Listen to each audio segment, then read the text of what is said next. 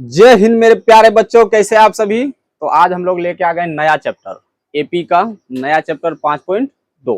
ठीक है, तो 5.2 में देखेंगे सबसे पहला सवाल जो है एक नंबर में हम लोग का रोमन 5 तक सवाल दिया है।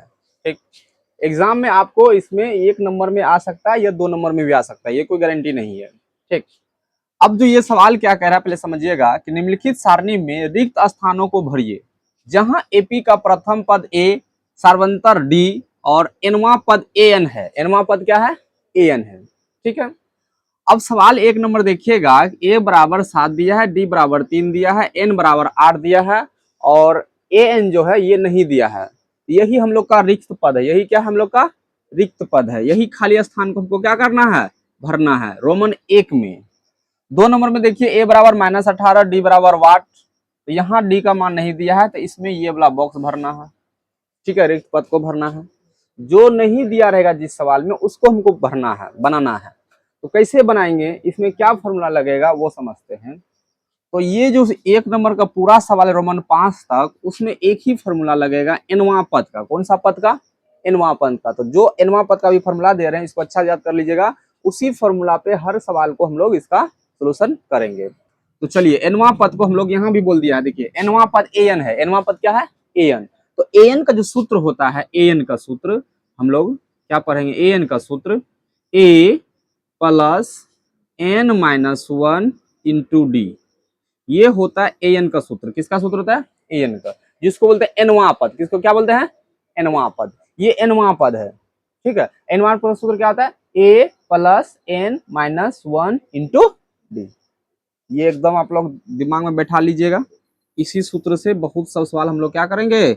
सोल्यूशन करेंगे। ठीक है, अब इसका पहला रोमन नंबर सवाल देखते हैं। रोमन 1 में देखिए ए बराबर 7 दिया है, आप लोग लिख सकते हैं ए बराबर 7। डी बराबर 3 दिया, लिख लेंगे डी बराबर 3। एन बराबर 8 दिया है तो एन बराबर लिख लेंगे 8। और यहाँ ए एन नहीं दिया है, ए एन नहीं दिया है, हम लोग को ए एन निकालना है। क्या निकालना है? ए एन निकालना है। तो ए एन का सूत्र अभी हम लोग तुरंत पढ़े, देखिए क्या पढ़े हैं? A plus N minus 1 into D. तो लिखिए तो यहाँ ए एन बराबर A plus N minus 1 into D. ठीक है, इधर देख लेते हैं। एन नहीं दिया, एन ही निकालना है।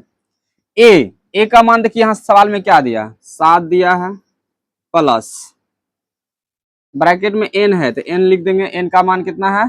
8 है, 8 दे दिए, माइनस 1 है, 1 दिए, इंटू डी, और डी का मान कितना है? 3। यही है ना।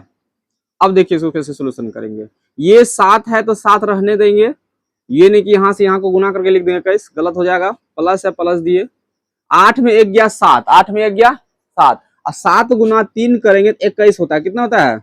21। अब दोनों को जोड़ देंगे तो 7 और 21 कितना होता है? 28। तो ये जो यहाँ भराएगा हम लोग का 28 आ जाएगा आंसर। क्या आ जाएगा? 28। रोमन 1 का सवाल का आंसर यही है। आप लोग रोमन 2 का पढ़िएगा, रोमन 3 का भी तुरंत पढ़ाएंगे, फिलहाल इसको अच्छा से उतारिए।